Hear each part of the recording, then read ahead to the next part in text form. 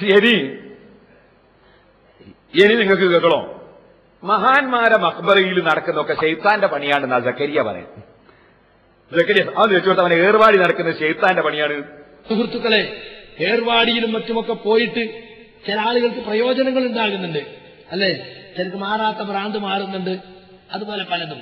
അതൊക്കെ പിശാചിന്റെ പ്രവർത്തനമാണെന്ന് ഹദീസുകളുടെ അടിസ്ഥാനത്തിൽ നിങ്ങളെ ഹദീസ് സമാഹാരത്തിൽ നിങ്ങൾ എഴുതിയിട്ടുണ്ട്. പക്ഷേ ഇന്ന് പറയുന്നു എനിക്കൊരാൾ ഫോൺ ചെയ്യാം, ഏർവാടിയിൽ പോയാൽ കുട്ടിയെ കിട്ടും, നിങ്ങൾ പറഞ്ഞാണോ? ഞാൻ പറഞ്ഞു ഏർവാടിയിൽ പോയാൽ പലർക്കും കുട്ടിയെ കിട്ടുന്നുണ്ട്, അത് ബാദിശാത്തങ്ങളെ കറാമത്തൊന്നല്ല, അതെല്ലാം ചില ശൈത്താന്റെ പ്രവർത്തനങ്ങളാണ്. കേട്ടോ, ശൈത്താൻ കുട്ടീനെ കൊടുക്കും. ശൈത്താന്റെ ബഹുമാനം കേട്ടില്ല നിങ്ങൾ?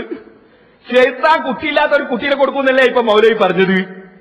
നിങ്ങളൊന്ന് ആലോചിച്ച് നോക്ക്. അപ്പൊ ഈ ശൈത്താൻ വരുന്നവർ എന്താ ബഹുമാനോ? ആ കറാമത്താന്ന് വിശ്വസിക്കാൻ പറ്റൂല, ശൈത്താൻ കൊടുക്കുന്നതാണ്.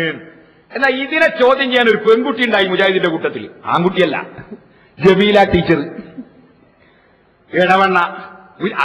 അതേ കമ്പനി മുജാഹിദ, രണ്ട് കമ്പനിയല്ല.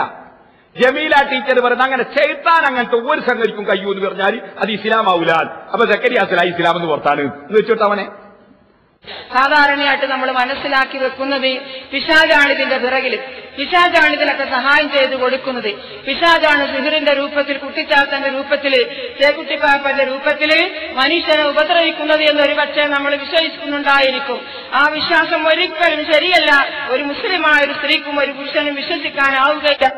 അതെ, പിശാചാണ് പിന്നിൽ നിന്ന് ഒരു മുസ്ലിമിനും വിശ്വസിക്കാൻ പറ്റൂല എന്ന് ജമീല ടീച്ചറുടെ വകയിൽ സക്കരിയാക്ക് കമന്റ്.